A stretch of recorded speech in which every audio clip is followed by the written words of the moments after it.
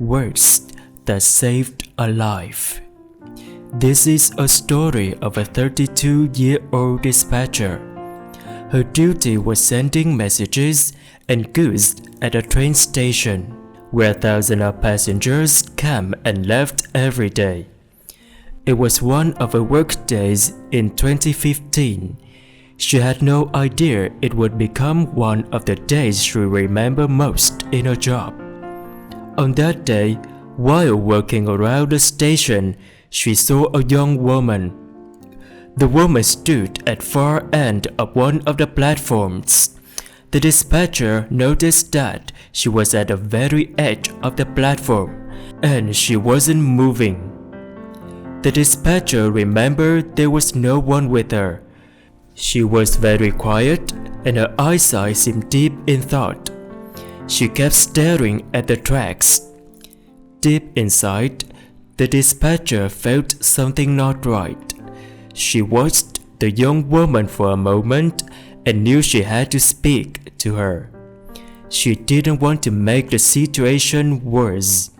She decided to go and talk to the girl, and now she knows she did a good job. She turned the radio down, took off her jacket, and came to the girl. She didn't want to make her any more upset or to draw attention to her. She told she didn't know what to say then, but she needed to say something. She told her name and asked, "How are you?" She went to stand next to her, but the girl didn't respond. She continued to ignore the dispatcher and kept looking at the tracks.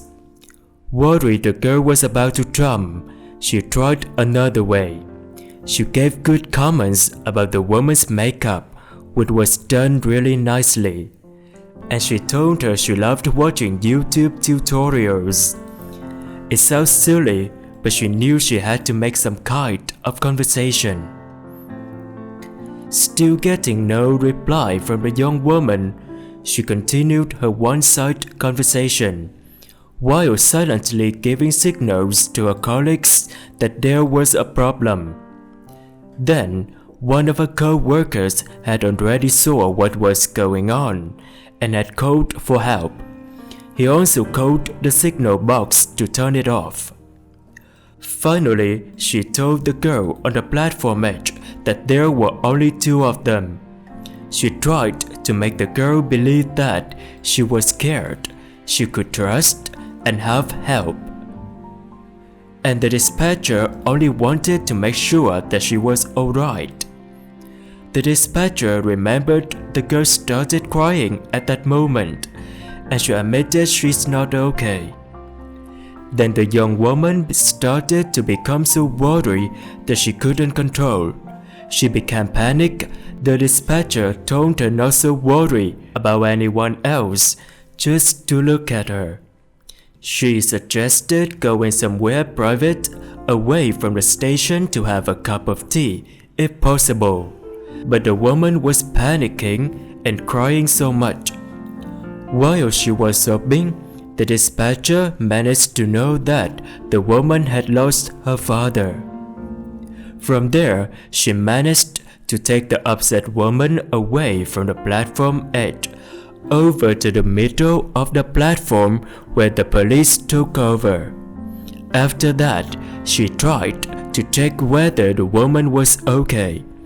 The story stops here because of privacy. She doesn't know the name of the girl she spoke to that day, but she knows her actions may help to save her life. That dispatcher leaves out a message that people just want to know that you care.